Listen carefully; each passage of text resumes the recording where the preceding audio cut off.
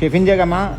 دي الزوايد الجلديه اللي اتكلمت عليها قبل كده، وكان في كذا واحده هنا وانا ربطتها ومحدش يتكلم على ضوافر يا جماعه. دي صبغه، انا ما اعرفش اشتغل بجوانتي في الصبغات عشان محدش يتكلم على ايدي يقول لي نضف صوابعك الاول والحاجات دي.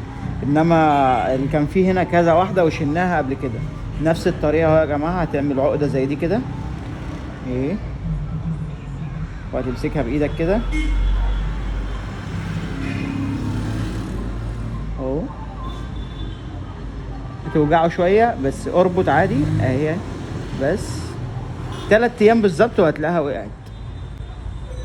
يا رب الفيديو ينال اعجابكم. ما تنسوناش بقى من لايك وكومنت لذيذ كده، مش كومنت بتاع ايه نضف ضوافرك نضف صوابعك وحاجات كده تتعب. نفس الطريقه دي 3 ايام بالظبط وان شاء الله هتقع لوحدها. ونقول سلام عليكم. اقل من 3 ايام والله. عارفين؟ والراجل بيقول اقل من 3 ايام والله اهو.